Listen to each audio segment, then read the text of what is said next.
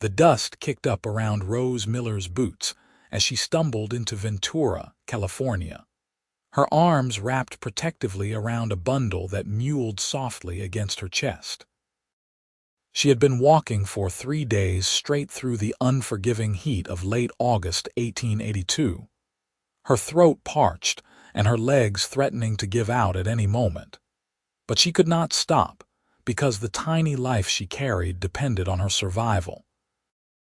The coastal town shimmered in the distance like a mirage, its buildings sturdy against the Pacific horizon, and Rose prayed with every fiber of her being that she would find mercy within its boundaries. Her sister Margaret had died bringing this child into the world just 72 hours ago in a cramped cabin 15 miles outside of Santa Barbara.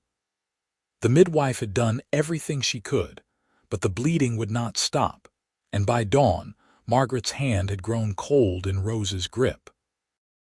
The baby, a perfect little girl with wisps of dark hair and Margaret's same delicate features, had survived against all odds. Margaret's husband had abandoned them 6 months into the pregnancy, disappearing into the gold fields of Northern California with empty promises and a heart full of lies. In her final moments, Margaret had gripped Rose's hand with surprising strength and whispered, "Take her. Raise her as your own. Do not let anyone take her from you." Rose was only 22 years old, unmarried, and completely alone in the world except for the infant now depending on her for everything. She had no money, no prospects, and no idea how she would manage to feed herself, let alone a newborn baby. But she had made a promise to her dying sister, and Rose Miller had never broken a promise in her life. The main street of Ventura stretched before her, lined with wooden storefronts and the occasional brick building that spoke of prosperity and permanence. A general store, a saloon, a hotel, a bank, and what looked like a doctor's office all competed for space along the dusty thoroughfare. Men in work clothes and women in practical dresses moved about their business, casting curious glances at the disheveled young woman clutching a baby to her chest. Rose could feel their eyes on her, judging, wondering, and she lifted her chin with as much dignity as she could muster despite her desperate circumstances. Her vision swam slightly from dehydration and exhaustion. She needed water immediately, and the baby needed milk. Rose had been feeding the infant goat's milk she had taken from Margaret's small herd before leaving, but her supply had run out hours ago. The baby was fussing now, her little face scrunched up in preparation for a proper cry, and Rose bounced her gently while scanning the street for any sign of help. "Miss, are you all right?"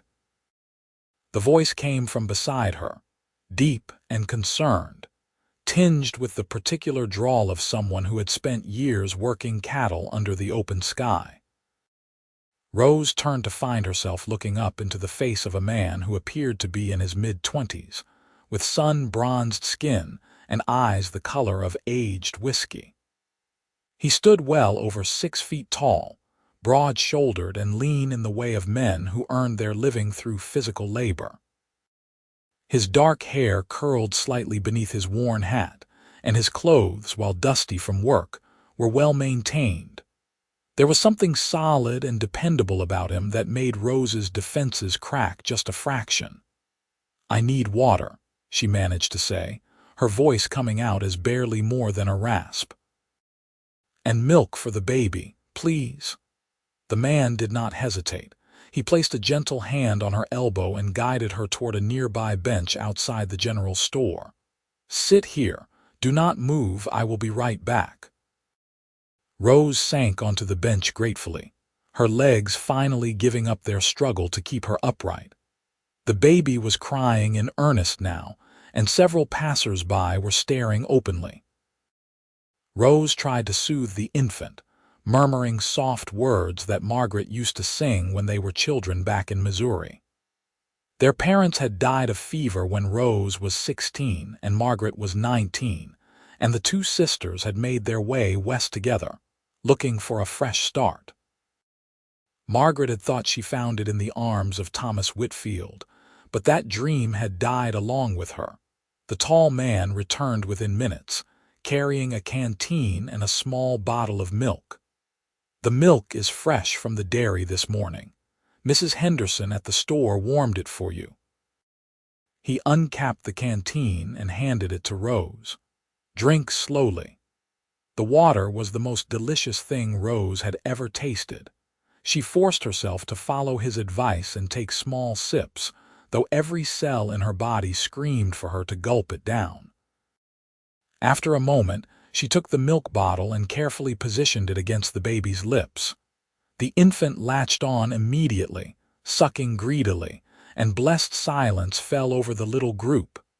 "Thank you," Rose said, looking up at her rescuer properly for the first time. "I cannot tell you how grateful I am." "Jake Reynolds," the man said, removing his hat in a gesture of respect that seemed innate rather than performative. "I work at the ranch just outside of town. What brings you to Ventura in such a state, if you do not mind my asking?" Rose hesitated, weighing her options. She could lie, invent a husband who was waiting for her somewhere, but something about Jake Reynolds's honest face made her want to tell the truth, or at least most of it. "I am Rose Miller. My sister died 3 days ago in childbirth.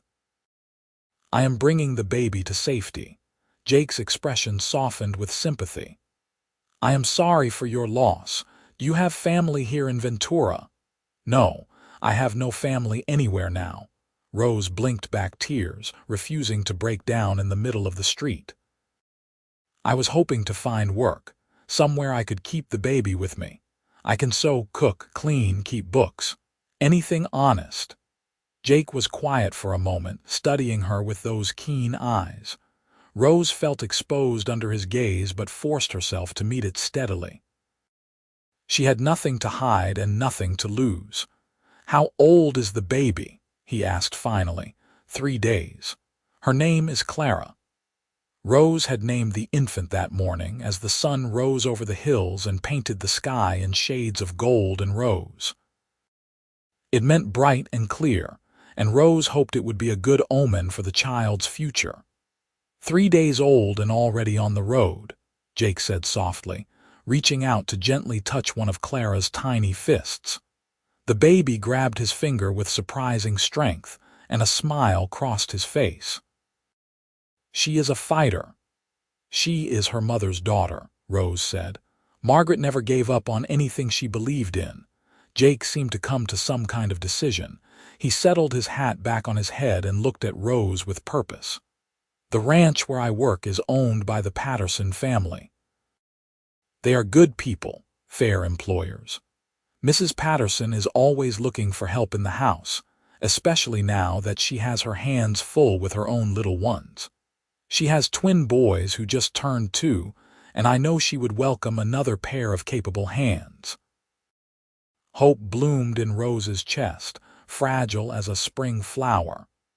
"Do you truly think she would hire me, even with a baby?" "I think she would understand your situation better than most," Jake said. "She lost her own sister to complications from childbirth 2 years back. It nearly destroyed her. If I explain what has happened, I believe she will at least hear you out." Rose felt tears sting her eyes again, but this time they were tears of relief rather than grief. "I do not know how to repay your kindness." "No repayment necessary," Jake said firmly. "Out here, we look after each other.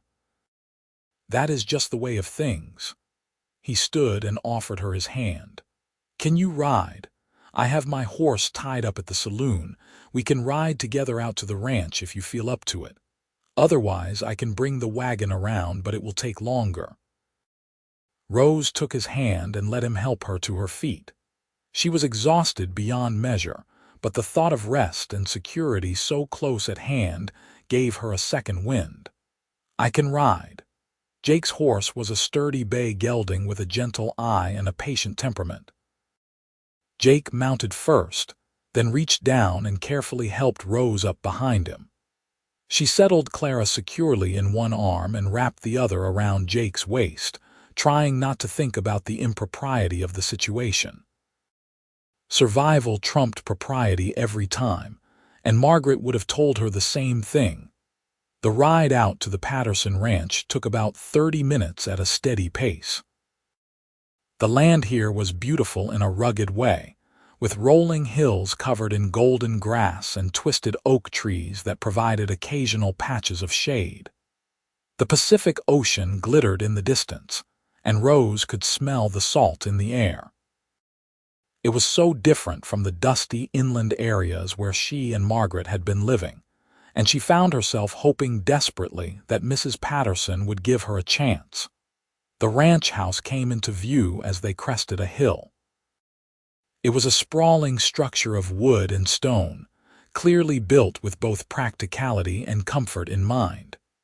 Outbuildings dotted the property, including a large barn, several corrals full of horses, and what looked like bunkhouses for the ranch hands. Chickens pecked in a fenced yard, and a vegetable garden stretched out behind the main house. Everything spoke of prosperity and careful management. Jake guided the horse up to the front of the house and dismounted, then helped Rose down with the same careful consideration he had shown since finding her.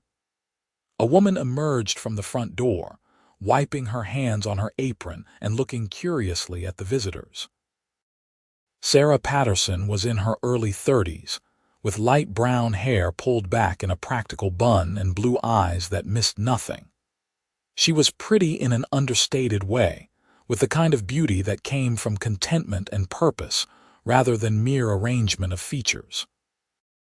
When she saw the baby in Rose's arms, her expression immediately shifted to concern. "Jake, what has happened?" she asked, hurrying down the porch steps. Jake quickly explained the situation, his words concise but kind. Rose stood there feeling vulnerable and exposed, Clara sleeping now against her shoulder after her meal. She watched Mrs. Patterson's face carefully, trying to gauge the woman's reaction. Sarah Patterson listened to the entire story without interruption. When Jake finished, she stepped forward and gently touched Clara's head. 3 days old and you have already been through so much, little one, she murmured. Then she looked up at Rose. "I am so sorry about your sister. I know something of what you are feeling." "Jake mentioned that you lost your sister as well," Rose said quietly. "I am sorry for your loss." "Emily died bringing her son into the world," Sarah said, her eyes clouding with old pain. "The baby died with her. It was the darkest time of my life. I would give anything to have been able to save her child, to have had some piece of her survive." She took a breath and straightened her shoulders. "Which is why I am going to offer you a position here on the ranch, Miss Miller. You will work as my assistant, helping with the household, the children, and the cooking. In exchange, you will receive room and board in the main house, a small salary, and Clara will be welcomed as part of the household." Rose felt her knees go weak with relief. "Mrs. Patterson, I cannot thank you enough. I will work harder than anyone you have ever employed. I promise you that." "I believe you," Sarah said with a small smile. "Now let us get you inside and properly settled. You look like you are about to collapse and that baby needs a proper place to sleep." She turned to Jake, who had been standing quietly to the side. "Thank you for bringing her to me, Jake. You did the right thing." "Just doing what anybody would have done, madam," Jake said, but his eyes met Rose's for a moment, and something passed between them that made Rose's heart skip a beat. The next weeks passed in a blur of activity and adjustment. Rose threw herself into her work with fierce determination, proving herself capable and reliable at every turn. She rose before dawn to help Sarah prepare breakfast for the household, which included Mr. Patterson, their twin boys, and 4 ranch hands who took meals at the main house. She cleaned, mended, tended the garden, and managed the endless stream of tasks that came with running a large household. Clara thrived in the stable environment. Sarah had given Rose a small room on the second floor of the house, with a window that looked out over the hills and a wooden cradle that had belonged to the Patterson twins. Rose kept Clara with her as she worked whenever possible, carrying the baby in a sling that Sarah had helped her fashion from soft cotton fabric. When Clara needed to sleep or Rose's tasks required both hands, Sarah was more than happy to watch the infant, often sitting with Clara while managing her own boys. Jake Reynolds became a regular presence in Rose's life. He worked as the head wrangler on the ranch, responsible for training horses and managing the other hands who worked with the livestock. He was good at his job, respected by the other men and trusted completely by Mr. Patterson. But despite his responsibilities, Jake always seemed to find time to check on Rose and Clara.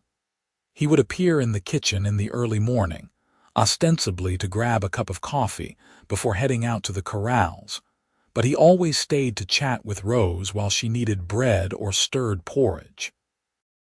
He brought small gifts for Clara, a soft rabbit hide blanket, a rattle he had carved himself from smooth wood, tiny socks knitted by his mother who lived in town. He made Rose laugh with stories about the ranch hands and their various mishaps, and he listened with genuine interest when she talked about her life before coming to Ventura. Rose tried not to read too much into his attention. Jake was simply a kind man who had helped her in her hour of need and continued to show Christian charity. She could not afford to hope for more, not when her entire focus needed to be on building a stable life for Clara.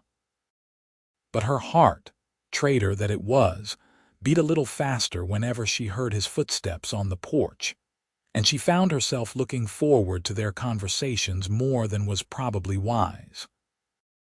One evening in late September, Rose was sitting on the front porch with Clara in her lap, watching the sun set over the hills in a blaze of orange and gold.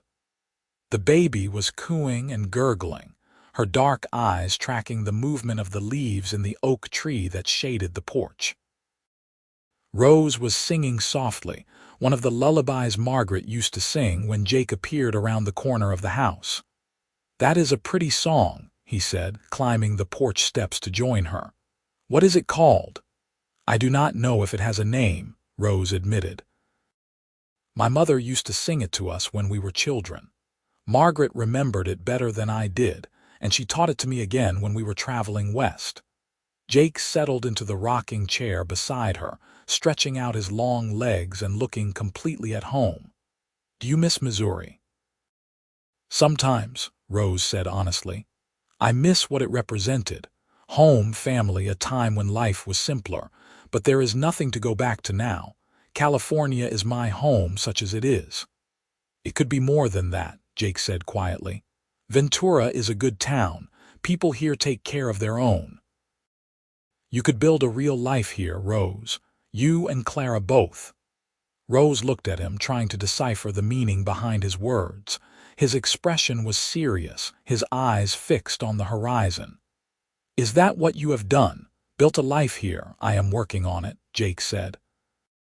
"I have been saving my wages for 3 years now. I have enough to buy my own piece of land, start my own small ranch. Nothing as grand as the Patterson place, but enough for a good herd and a solid house. I have been looking at a property about 5 miles north of here, right up against the foothills. Good grazing land, a year-round creek, and a view that would take your breath away." "That sounds wonderful," Rose said, meaning it. "You must be very proud of what you have accomplished." Jake turned to look at her fully, and the intensity in his gaze made Rose's breath catch. "I would be more proud if I had someone to share it with, a family of my own." Rose's heart was pounding now, hope and fear warring in her chest. "Jake, I do not understand what you are saying."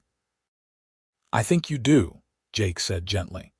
He reached over and took her free hand in his calloused fingers warm and strong.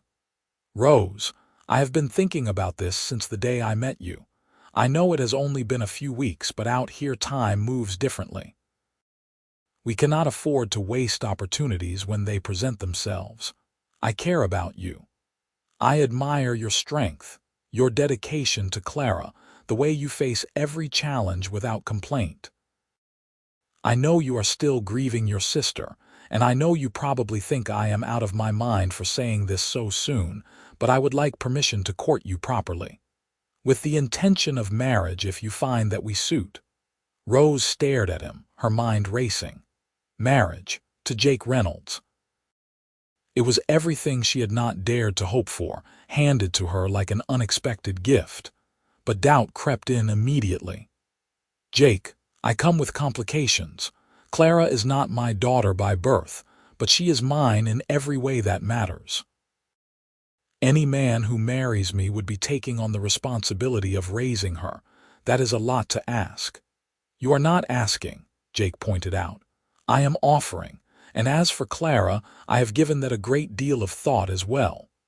He reached over and gently touched the baby's cheek with one finger. Clara grabbed at him immediately, and he smiled. She deserves a father who will love her and protect her. I can be that man, Rose. I want to be that man. You would truly take on another man's child? Rose asked, needing to hear him say it plainly. Clara is not another man's child, Jake said firmly. Her father abandoned her and her mother. He has no claim to her whatsoever. She is your child now, and if you marry me, she will be our child. Mine and yours. I will raise her as my own daughter, and I will love her as my own daughter. I give you my word on that.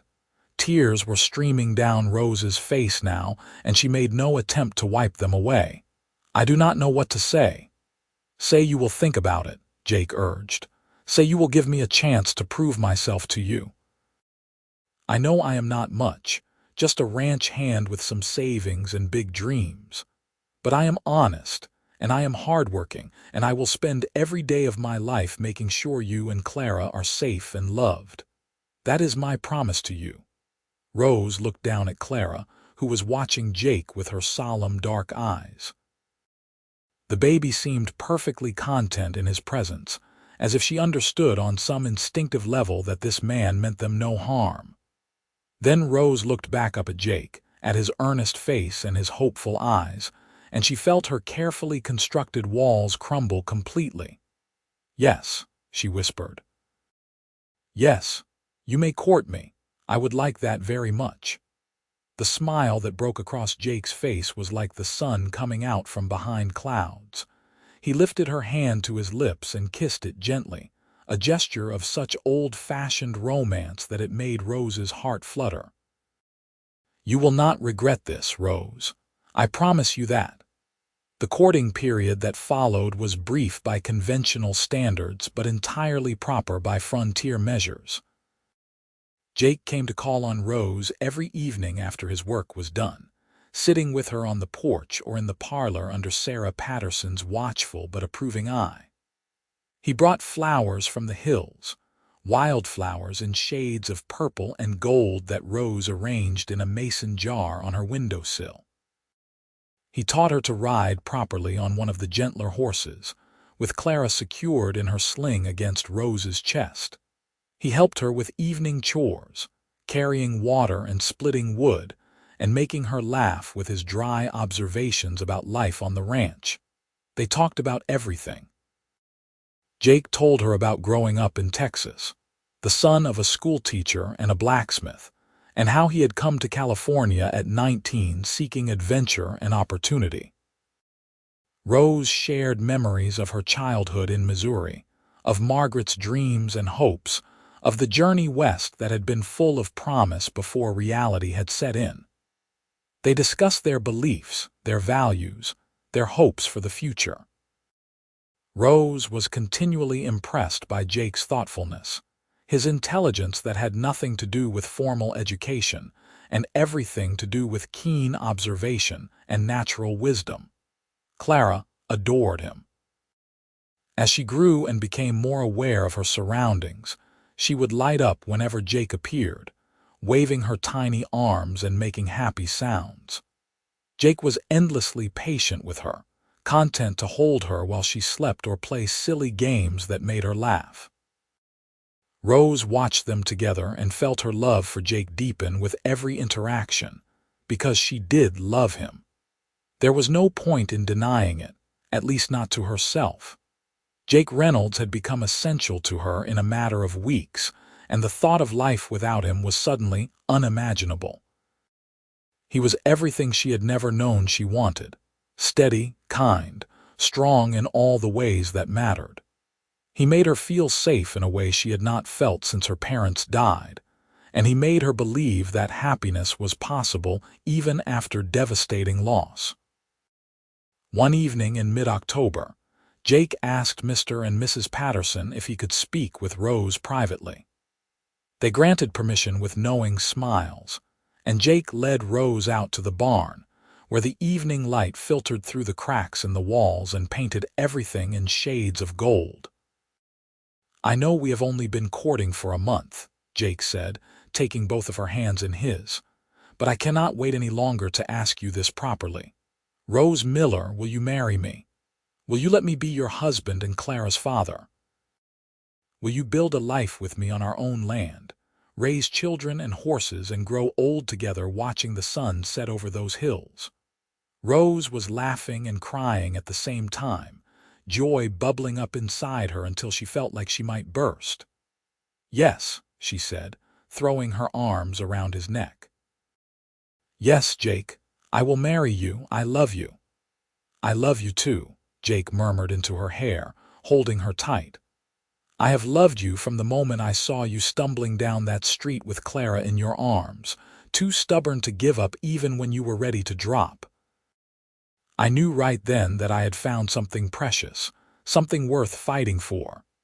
He kissed her then, gentle and sweet, a kiss full of promise and hope.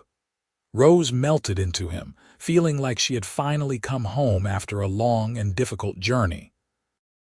They were married 3 weeks later in a simple ceremony at the church in Ventura. Sarah Patterson stood as Rose's witness, and one of Jake's fellow ranch hands served as his. Rose wore a dress that Sarah had helped her make from pale blue calico, and Jake wore his best suit with a new string tie. Clara attended in a white gown that Sarah had sewn specially for the occasion, sleeping peacefully through the vows in Sarah's capable arms. The ceremony was brief but meaningful.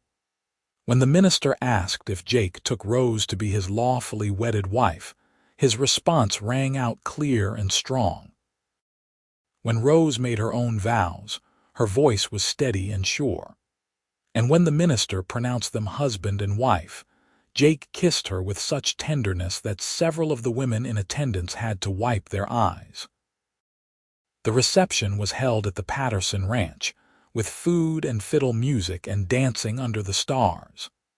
Jake swept Rose around the makeshift dance floor in the barn, holding her close and whispering sweet words into her ear. When Clara began to fuss, Jake took the baby from Sarah and danced with both his wife and his new daughter, swaying gently to the music while Rose rested her head on his shoulder and thanked God for bringing them together. As the party wound down and guests began to depart, Jake helped Rose into the wagon he had borrowed for the occasion. Their belongings, meager as they were, had already been loaded up. They were spending their wedding night at the small house on Jake's new property. He had bought the land the week after proposing, using every penny of his savings, and had been working frantically with some of the other ranch hands to make the existing cabin livable. The ride to their new home took about 40 minutes in the dark, with only the moon and stars to light their way. Clara slept in Rose's lap, wrapped snugly in her rabbit skin blanket. Jake drove with one hand, the other arm wrapped around Rose's shoulders, holding his new family close. "Are you nervous?" he asked softly as they rumbled along the dirt road. "A little," Rose admitted. "But more excited than nervous. I cannot wait to see our home." "It is not much yet," Jake warned, "but it is solid and clean, and it will keep us warm and dry. We will make it beautiful together." The cabin appeared in the moonlight as they crested a small rise. It was larger than Rose had expected. A sturdy log structure with a stone chimney and real glass windows. A porch ran along the front, and even in the darkness Rose could see the care that had gone into the construction. Jake helped her down from the wagon and lit a lantern he had left on the porch. The warm light spilled out as he opened the door and ushered her inside. Rose caught her breath at what she saw. The main room was simple but welcoming, with a stone fireplace already laid with wood ready to light, a sturdy table with 4 chairs, and a comfortable-looking settee positioned near the hearth. Hooks on the wall held cooking implements, and shelves displayed dishes and jars. A doorway led to what Rose assumed was a bedroom, but what made her eyes fill with tears was the corner near the fireplace where Jake had set up a cradle, clearly handmade with painstaking care. Beside it was a small chest painted with flowers, and hanging on the wall above was a sampler that read Clara Reynolds in careful stitching. "Did you make all of this?" Rose asked, her voice choked with emotion. "I had help," Jake admitted. "Mrs. Patterson did the embroidery, and Tom Davis helped me with the heavier carpentry work. But the cradle is all mine. I wanted Clara to have something special, something that said this is her home and she is wanted here." Rose set Clara gently in the cradle, making sure she was secure and comfortable. Then she turned to Jake and wrapped her arms around him, holding him tight. "You are the most wonderful man I have ever known." "I am just a cowboy who got lucky enough to find you," Jake said, but he was smiling as he said it. He tilted her chin up and kissed her thoroughly, and Rose felt warmth spread through her entire body. Their wedding night was sweet and tender, full of whispered words and gentle touches. Jake was patient and careful, making sure Rose felt loved and cherished. Afterward, they lay tangled together in the bed Jake had built with his own hands, listening to Clara's soft breathing from the next room and marveling at how much their lives had changed in such a short time. "I wish Margaret could see this," Rose whispered into the darkness. "She would be so happy knowing that Clara will have a good life, that she will be loved and safe." "She can see it," Jake said with certainty. "I believe that, and I think she would approve of us, Rose. I will spend my whole life making sure I am worthy of the trust she placed in you." The first year of marriage was full of hard work and simple joys. Jake built up his small herd of cattle and horses, working from dawn until dusk to establish his ranch. Rose turned the cabin into a real home, sewing curtains for the windows, planting a vegetable garden, and cooking meals that filled the house with delicious smells. Clara grew from an infant into a curious, active baby who was crawling everywhere and getting into everything. Money was tight, but they never went hungry. Jake was skilled at hunting and fishing, and Rose's garden produced more than enough vegetables for their needs. They traded eggs and milk with neighboring ranches for other necessities. Sarah Patterson remained a good friend, often riding over with her twins to visit and bringing supplies or just companionship. Rose had never been happier. Despite the hard work and occasional setbacks, she woke up every morning grateful for the life she had built with Jake. He was everything a husband should be: hardworking, devoted, affectionate. He never came home without greeting her with a kiss and asking about her day. He helped with Clara in the evenings, playing with her or rocking her to sleep so that Rose could have a moment to rest. He made Rose feel valued and loved in 1,000 small ways. Clara thrived under their care. She took her first steps on a warm spring day, wobbling from Jake's hands into Rose's waiting arms while both parents cheered and laughed. Her first word was "Papa," and the joy on Jake's face when he heard it made Rose fall in love with him all over again. The little girl had no memory of her birth mother, but she had 2 parents who adored her and a home filled with love. One evening in August, almost exactly a year after Rose had stumbled into Ventura carrying Clara, she was washing dishes after supper while Jake played with Clara on the floor. The little girl was 14 months old now, running everywhere and chattering in her own language. Jake was building towers of blocks for her to knock down, and their shared laughter filled the cabin. Rose dried her hands on her apron and turned to watch them, her heart full. She had been keeping a secret for the past few weeks, waiting for the right moment to share it. Watching Jake with Clara, she knew the time had come. "Jake," she said softly, "I have something to tell you." Something in her tone made him look up immediately, his expression shifting to concern. "What is it? Are you all right?" "I am fine," Rose assured him quickly. "Better than fine, actually. I am expecting a baby, our baby." Jake froze, his eyes going wide. "A baby? You are certain?" "As certain as I can be. I have been feeling poorly in the mornings, and I have missed my monthly courses twice now. I think the baby will come in late winter or early spring." Jake stood slowly, like a man in a dream. He crossed to Rose in 3 long strides and swept her into his arms, lifting her off her feet and spinning her around. "We are having a baby. Rose, this is the most wonderful news." Clara, not wanting to be left out, toddles over and wrapped her arms around both of their legs, squealing happily. Jake scooped her up with one arm and pulled Rose close with the other, holding his family tight. "2 children," he said wonderingly. "2 beautiful children. I am the luckiest man alive." "They will be lucky to have you as their father," Rose said, tears of happiness streaming down her face. "You have given us everything, Jake. A home, a family, love. I never dreamed I could be this happy." The months that followed were busy ones. Jake worked even harder to prepare for the new baby, building an addition onto the cabin that would serve as a separate bedroom for Clara, and eventually the new baby as well. He butchered an extra steer and sold the meat in town to bring in additional cash. Rose sewed baby clothes from fabric Sarah had given her and prepared everything they would need for the birth. Clara seemed to sense that something important was happening.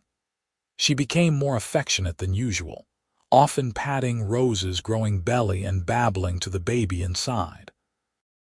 Jake would sit with Clara in the evenings and tell her about how she was going to be a big sister, and how the baby would need her to teach it all sorts of important things.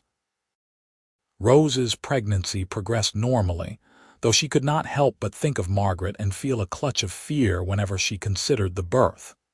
Jake seemed to understand without her having to say anything. He arranged for Mrs. Patterson to be present at the birth, and he also hired the best midwife in Ventura to attend.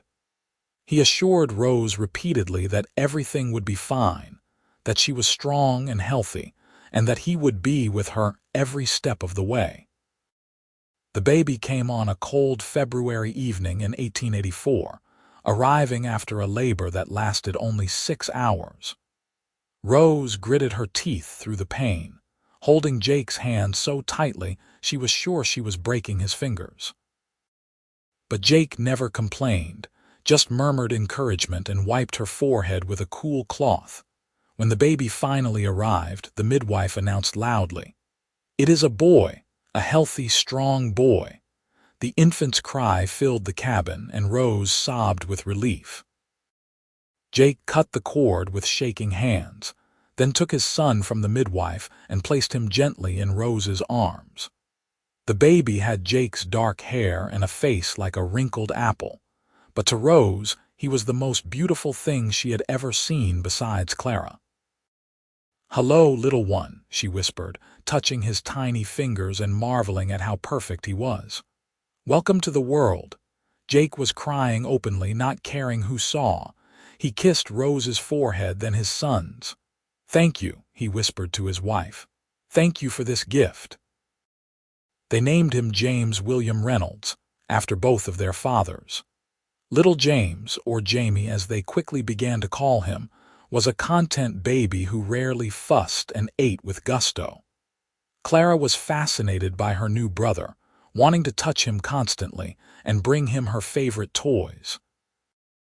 The first time Rose saw Jake holding both children, one in each arm, her heart nearly burst with love.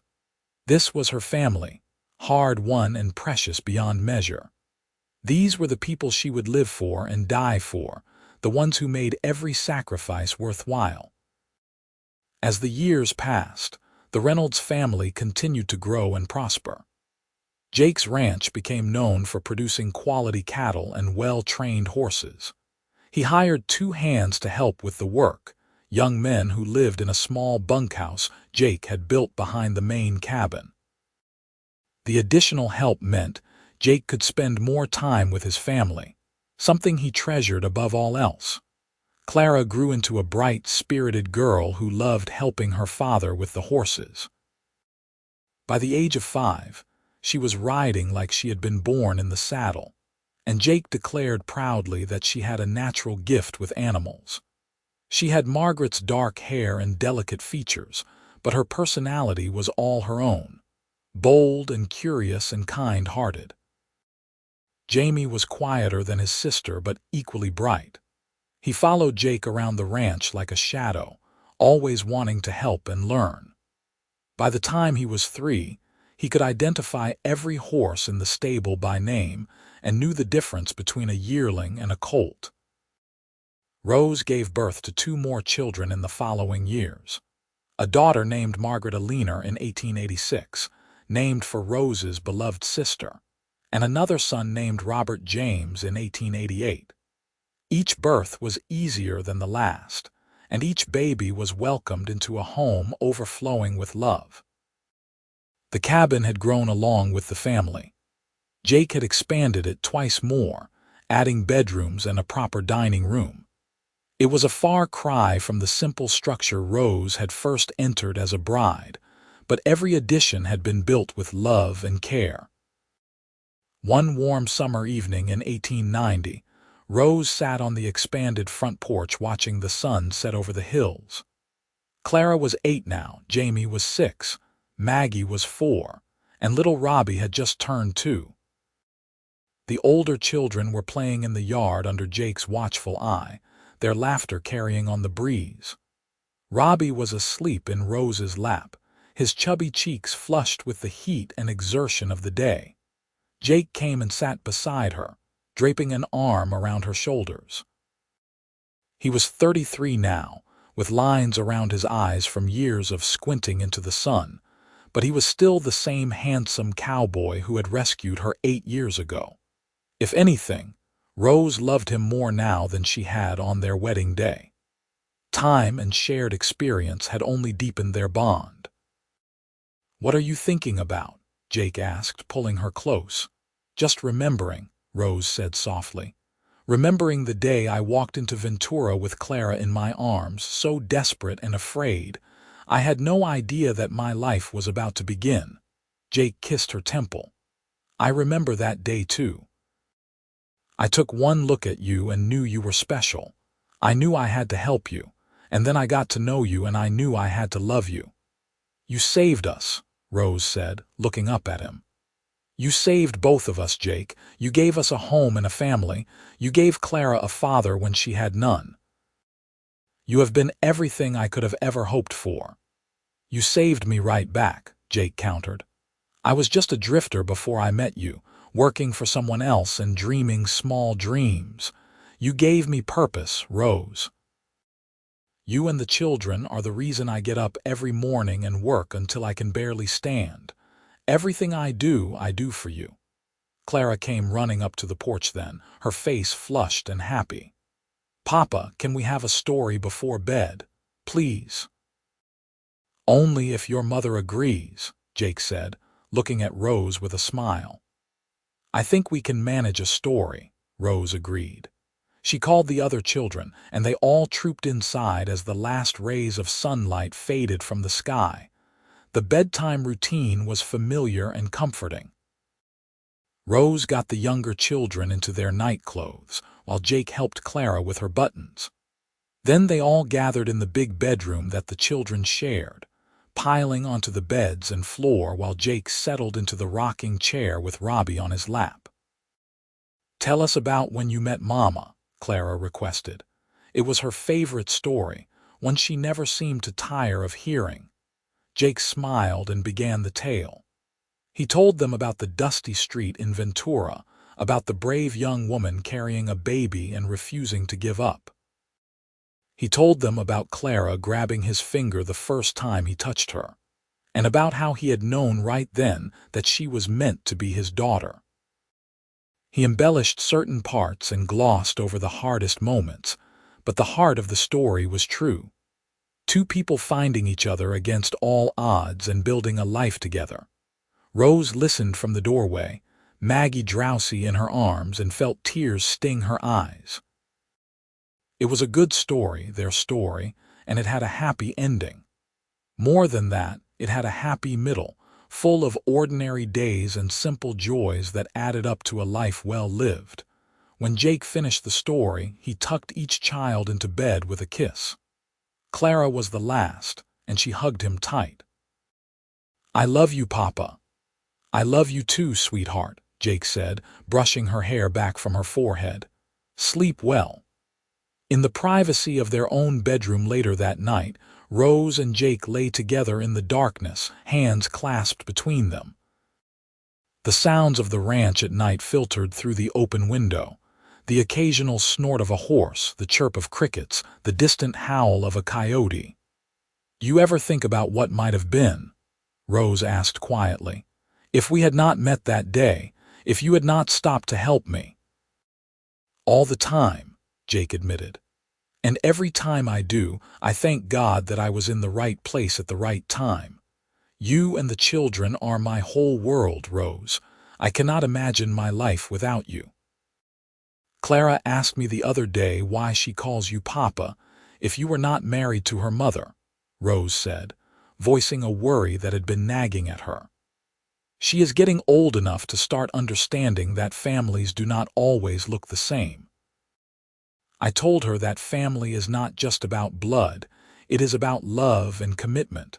But I know someday we will have to tell her the whole truth about Margaret." "We will tell her when she is ready," Jake said firmly. "We will tell her about her brave mother who loved her so much that she made sure she would be taken care of, even with her dying breath. We will tell her about the woman who gave you to me, in a way, by entrusting you with her most precious gift.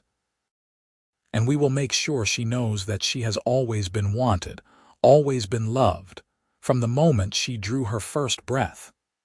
You will tell her that you chose to be her father," Rose said, squeezing his hand. "That you could have walked away, but you chose to stay. That means more than any blood tie ever could." "I did not choose Clara," Jake corrected gently. "I chose you, and Clara came with you. But from the moment I held her tiny hand that first day, she became my daughter in my heart. There was no decision to make, no sacrifice involved. She was mine and I was hers. Just like Jamie and Maggie and Robbie are mine. Just like any future children we might have will be mine. Family is family, Rose. It is that simple and that complicated." Rose rolled over and kissed him, pouring all her love and gratitude into the gesture. Jake responded with passion, and for a while they forgot about everything except each other. The years continued to pass in a steady rhythm of work and play, hardship and triumph, sorrow and joy. The ranch continued to prosper under Jake's careful management. He bought additional land, expanding his holdings until the Reynolds Ranch was one of the most successful operations in the area. He hired more men and built a proper barn and stable. He invested in good breeding stock and developed a reputation for honest dealing and quality animals. Rose managed the household with the same competence she brought to everything she did. She expanded her garden every year, eventually selling her surplus vegetables and preserves in town. She took in sewing and mending for extra income, though as the ranch grew more profitable, Jake insisted she did not need to work so hard. But Rose enjoyed having her own money and her own projects, so she continued. The children flourished. Clara grew into a beautiful young woman, skilled with horses and cattle, able to keep up with any of the ranch hands. She had a gift for healing animals that seemed almost magical, nursing injured birds and hurt cattle back to health with patient care. She was courted by several young men from neighboring ranches, but she showed no interest in settling down, declaring that she was too young to think about marriage. Jamie developed into a quiet, thoughtful boy who loved books almost as much as he loved ranching. Rose taught him to read when he was 4, and by 8, he was devouring every book he could get his hands on. Jake was proud of his son's intelligence, but made sure the boy also learned the practical skills he would need to run the ranch someday.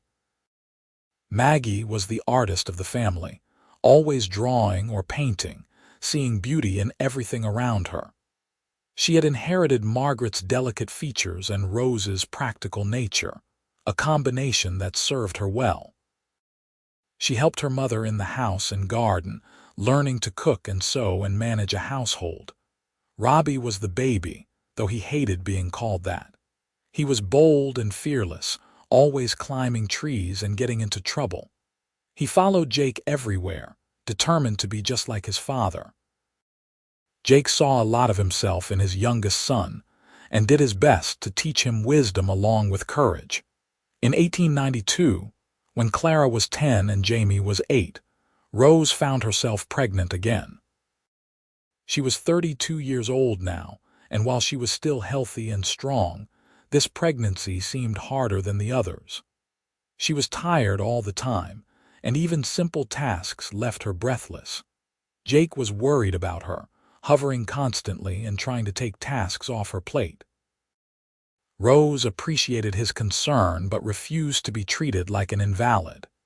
She had been through this 4 times before, and she would get through it again. The baby, their 5th child, was born in late winter on a night when snow fell softly outside the windows.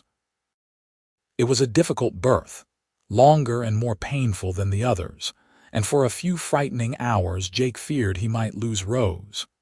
But she was as tough as she was stubborn, and when dawn broke she held a healthy baby girl in her arms.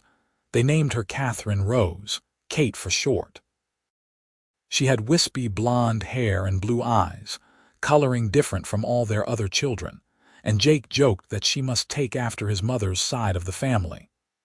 Rose was just grateful that both she and the baby had survived. The birth took a toll on Rose's health, though. The doctor advised her that she should not have any more children, that another pregnancy might be dangerous.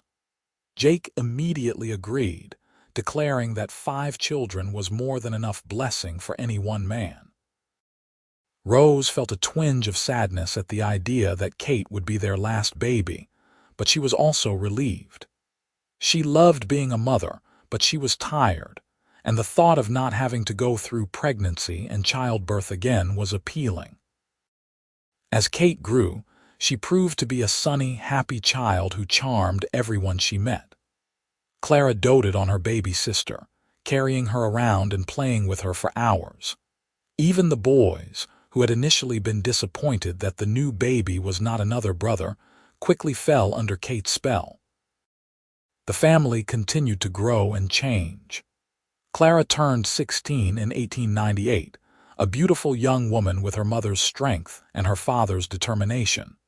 She had been helping with the ranch work since she was old enough to sit a horse, and she was as skilled as any of the hired hands. Several young men had expressed interest in courting her, but Clara had politely turned them all down. "I do not understand it," Jake said to Rose one evening as they sat on the porch watching the sunset. "She is 16, beautiful, accomplished. Why does she not want to be courted?" "Because she is watching and learning," Rose said wisely. "She sees how you treat me, how you have always treated me. You have set the standard very high, my love. She will not settle for anything less than what we have." Jake looked at his wife with something like awe. After 16 years of marriage, Rose could still surprise him with her insight. "You think so?" "I know so," Rose said firmly. "Clara has grown up watching a man who adores his wife, who works hard for his family, who treats his children with love and respect. She will not accept less than that from any man who wants to court her. We have raised her too well for her to settle." "Then I hope she finds someone worthy of her," Jake said, "though I am not sure such a man exists." Rose laughed and leaned her head on his shoulder. "He exists. We just have to be patient." The worthy man appeared in the spring of 1899 in the form of Daniel Foster, the youngest son of a ranching family from up north near San Luis Obispo. Daniel was 22, tall and lean with sandy hair and green eyes. He had come to Ventura looking to buy breeding stock, and Jake had invited him to the Reynolds ranch to see their horses. Daniel took one look at Clara working with a difficult young stallion in the corral, and Jake could practically see the young man fall in love. Clara was patient and firm with the horse, speaking to it in a low voice while she worked with it on a lead line. Her face was flushed with exertion, her dark hair pulled back in a practical braid, and she looked completely in her element. "Who is that?" Daniel asked, unable to take his eyes off her. "That is my daughter Clara," Jake said, watching the young man carefully. "She has a gift with horses." "I can see that," Daniel murmured. Then, seeming to catch himself, he turned to Jake with a sheepish expression. "Forgive me, sir. That was forward of me." "It was honest," Jake corrected. "And I appreciate honesty. Come on, let us go meet her properly." Clara was polite but reserved when Jake introduced her to Daniel. She shook his hand and answered his questions about her training methods, but she did not flirt or simper the way some young women might have. Daniel seemed impressed rather than put off by her direct manner. Over the course of the next few days, as Daniel looked at horses and negotiated prices with Jake, he found reasons to seek out Clara's opinion. He asked her about the temperament of different animals, about her training techniques, about the land and the climate. Clara answered his questions without coyness, and gradually she began to warm to him. Rose watched the developing relationship with interest. She liked Daniel, liked his respectful manner and his genuine interest in horses rather than just Clara's pretty face. She liked that he treated Clara as an equal, someone whose opinions mattered. And she could see that Clara was beginning to like him too, though her daughter was doing her best to hide it. Before Daniel left to return home, he asked Jake's permission to write to Clara.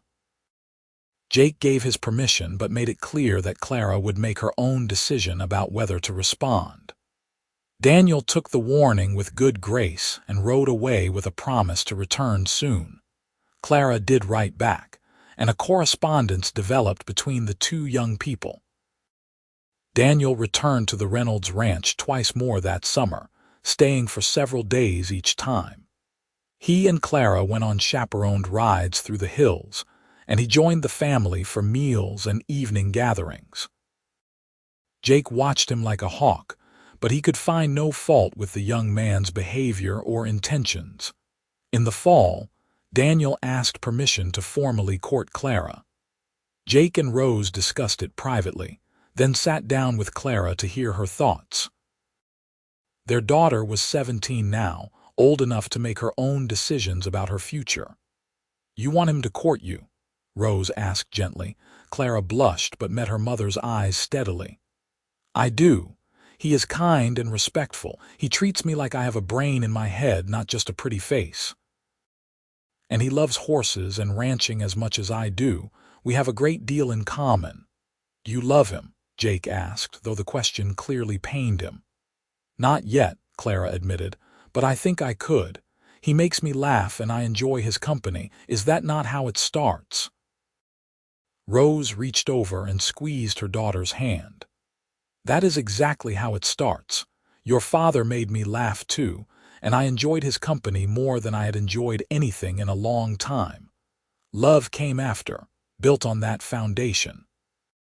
So Daniel Foster was permitted to court Clara Reynolds, and anyone watching could see that they were well matched.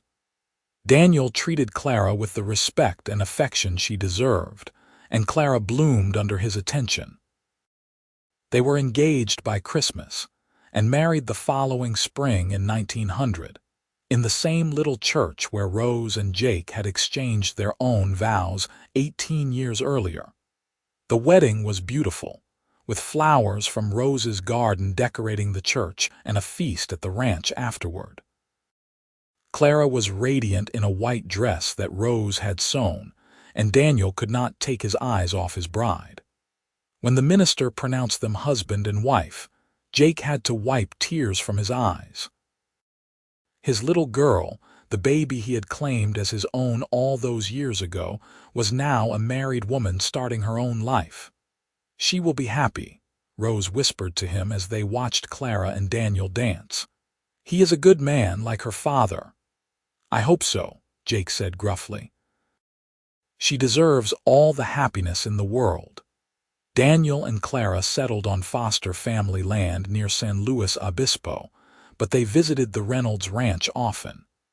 Within a year, they announced that they were expecting a baby, and Jake and Rose prepared to become grandparents for the first time. Meanwhile, the other Reynolds children continued to grow and pursue their own paths. Jamie, now 18, had taken on more responsibility at the ranch and was clearly being groomed to eventually take over the operation. He had his father's work ethic and his mother's intelligence, and Jake was proud of the man his son was becoming. Maggie at 14 was developing into a talented artist, her sketches and paintings decorating the walls of the ranch house. She talked about maybe going to San Francisco to study art, a conversation that made Rose both proud and terrified. The idea of her daughter in the big city was daunting, but Rose remembered her own dreams at that age and tried to be supportive. Robbie, now 12, was still the wild one, always getting into some kind of mischief. But he was also loyal and hardworking, quick to defend his siblings and devoted to his parents. Jake saw leadership potential in him, though the boy would need to mature significantly before he could tap into it. And Kate, the baby at 8 years old, was as sweet and sunny as ever. She had Rose wrapped around her little finger and knew it, but she was not spoiled. She helped in the garden and with household chores, and she adored her older siblings with fierce devotion. Rose and Jake settled into middle age with grace and contentment. They were 40 and 43 now, respectively, with silver threading through their hair and lines on their faces. But they were healthy and active, and their love for each other had only deepened with time. One evening in late summer of 1901, Rose and Jake took a rare moment alone together, riding up into the hills above their ranch to watch the sunset. They had been married for 19 years, and it felt like both a lifetime and no time at all. "Do you remember what I said to you the day we met?" Jake asked as they sat on a blanket, watching the sky turn pink and gold. "When I told you we would figure everything out, I remember everything about that day," Rose said. "You saved my life, Jake, mine and Clara's both." "You saved mine right back," Jake insisted. "I was just existing before I met you. You taught me how to truly live." He took her hand and brought it to his lips. "I love you, Rose Reynolds. I loved you then, I love you now, and I will love you until I draw my last breath." "And I love you," Rose said, tears streaming down her face. "You kept every promise you made to me. You raised Clara as your own daughter, giving her all the love and support she could ever need. You built a home and a family. You made me happier than I ever dreamed possible." "Clara is my daughter in every way that matters," Jake said firmly. "The fact that I did not sire her makes no difference to me. She is mine, just as surely as Jamie and Maggie and Robbie and Kate are mine.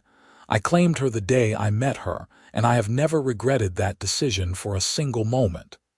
She knows," Rose assured him. We told her the full story when she turned 15, remember, about Margaret and how she came to us. She cried, but then she hugged us both and said she was grateful that her mother loved her enough to make sure she would be taken care of. And she said she could not imagine having any other father but you. That was a good day, Jake remembered, his voice thick with emotion. One of the best of my life. They sat in comfortable silence for a while, watching as the sun sank below the horizon and the first stars began to appear. The land stretched out before them, golden and green and beautiful, theirs through hard work and determination. We did well, did we not? Rose asked softly. We built something good here. We built something wonderful, Jake corrected, and it is not finished yet.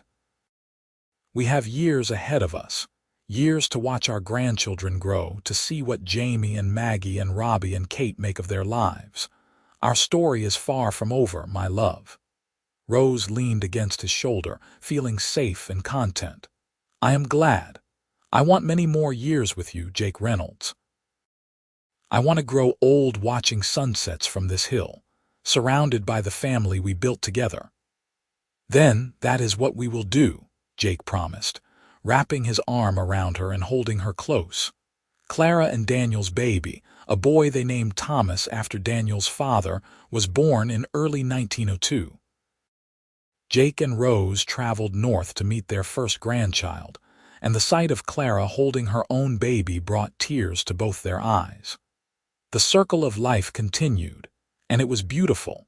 Over the next several years, the Reynolds family continued to grow and thrive.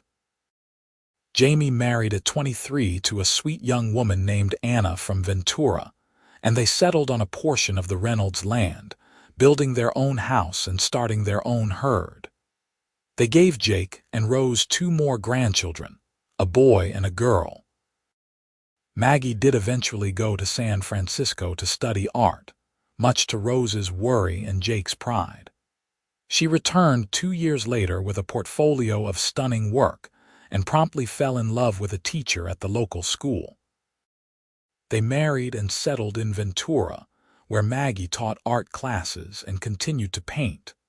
Robbie grew into a responsible young man despite his wild childhood. He took over much of the daily operation of the ranch, working alongside his father and older brother. He married at 25 to a rancher's daughter who could ride and rope as well as any man, and they were clearly well matched. Kate, the baby, grew into a beautiful young woman with her own dreams and aspirations. She wanted to be a nurse, inspired by the care she had seen Sarah Patterson provide over the years. Jake and Rose supported her ambition, and she went to training in Los Angeles, returning as a qualified nurse and opening a small practice in Ventura. Clara and Daniel eventually had 4 children, all of whom loved visiting their grandparents' ranch. Clara brought them often, and Jake took great joy in teaching his grandchildren to ride and work with animals, just as he had taught their mother years before. As Jake and Rose moved into their 50s and then their 60s, they handed over more and more of the ranch work to Jamie and Robbie. Jake still supervised and made major decisions, but the heavy physical labor fell to younger shoulders. Rose still managed the household and garden, but accepted help from her daughters-in-law and Kate when she visited. They had built an empire of sorts, not through wealth or power, but through love and hard work. The Reynolds Ranch was known throughout California as a fair, honest operation that produced quality stock. More importantly, the Reynolds family was known for their loyalty to each other and their community. On a warm spring evening in 1915, the entire family gathered at the ranch to celebrate Jake and Rose's 33rd wedding anniversary. Children and grandchildren filled the house and yard, their laughter and chatter creating a joyful noise. Long tables had been set up outside, laden with food, and a fiddler had been hired to provide music for dancing. Jake, now 63 years old and silver-haired but still strong, stood with Rose, who was 60, and looked out at the assembled crowd. Their 5 children were all there with their spouses and children. Clara, 33 now and the mother of 4, was laughing with her brothers. Jamie, 31, was trying to corral his own children. Maggie, 29, was showing off her latest paintings. Robbie, 27, was arm wrestling with one of his nephews. And Kate, 23, was helping serve food and checking on everyone's needs with her nurse's care. There were grandchildren everywhere, ranging in age from toddlers to teenagers, 13 in total. They represented the future, the legacy that Jake and Rose would leave behind. "Look what we made," Jake whispered to Rose, his arm around her waist. "Look at this beautiful family. We were blessed," Rose said, leaning into him. "That day you found me in Ventura, dusty and desperate with Clara in my arms. Neither of us knew what would come of it. But look at what grew from that moment. All of this, all of them, they exist because you were kind to a stranger." "You were never a stranger," Jake said softly. "You were the woman I had been waiting for my whole life, even though I did not know it until I saw you. And Clara was the daughter of my heart from the moment her tiny hand grabbed my finger. Everything good in my life came from that day, Rose. Everything." Clara approached them then, carrying a small box. Her face was serious and Jake felt a flutter of concern. But when she spoke, her voice was warm and loving. "Papa, Mama, the family wanted to give you something special for your anniversary." She opened the box to reveal a beautiful pocket watch engraved with Jake's initials and the words to the best father and grandfather, "We love you." Jake's eyes filled with tears as he took the watch, his hands shaking slightly. "Clara, this is too much." "It is not enough," Clara said firmly. "You gave me everything, Papa. You gave me a name, a home, a family. You loved me when you did not have to, when it would have been easier to walk away. You raised me as your own, and you never once made me feel like I was anything less than your cherished daughter. This watch is just a token, a small way to say thank you for 33 years of being the best father any child could ask for." She hugged him tight, and Jake held his oldest daughter, his heart full to bursting. Over her shoulder he could see his other children gathering close, and he opened his arms to include them all. Rose joined the embrace, and for a moment the 6 of them stood together, a unit, a family. When they finally broke apart, Jake had to wipe his eyes. "I am the luckiest man alive. I have a wife I adore, children who make me proud every single day, and grandchildren who bring joy to my life. What more could anyone ask for?" "Nothing," Rose said, smiling through her own tears. "We have everything that matters." The party continued late into the night, with music and dancing and storytelling. Jake danced with Rose, then with each of his daughters, then with his daughters-in-law and several of his granddaughters. Rose danced with her sons and son-in-law, her face glowing with happiness. As the evening wound down and guests began to depart, Jake and Rose found themselves alone on the porch once more, just as they had been so many times over the years. The stars were bright overhead, and the warm breeze carried the scent of roses from the garden. 33 years, Jake mused. Where did the time go?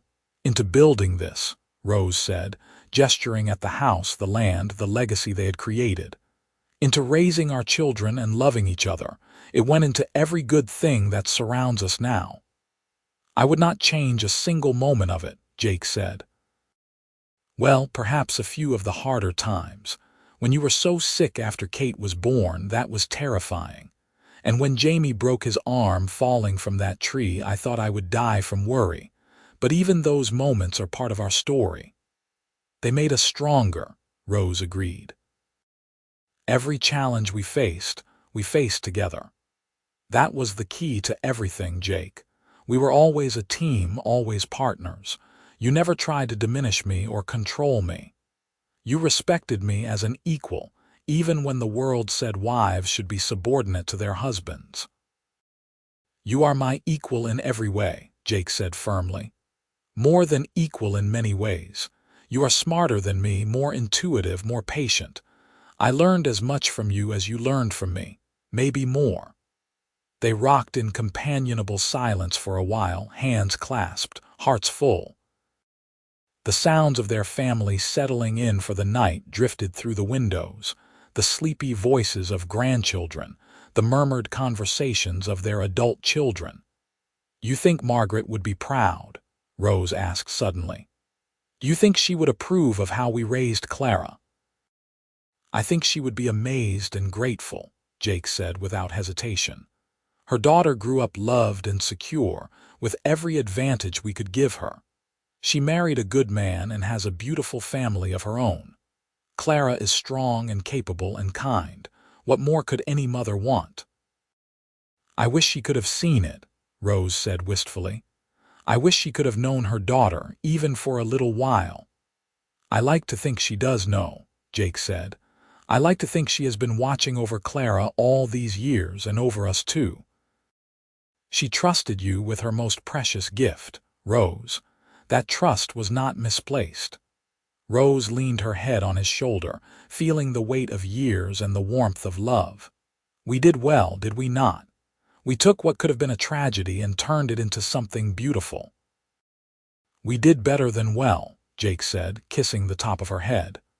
We created a miracle. Out of loss and desperation, we built a family, a legacy that will continue for generations. Our great-grandchildren will tell their children about us someday, about the cowboy and the woman with a baby in her arms who found each other in a dusty California town and fell in love. I love you, Jake Reynolds, Rose whispered. Thank you for choosing us. Thank you for every moment of these 33 years. I love you too, Rose Reynolds, Jake replied. And I would choose you again, every single time. You and Clara and the life we built together. It has been the greatest adventure of my life.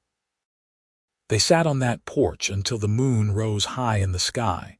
Two people who had found each other against all odds and created something lasting and beautiful.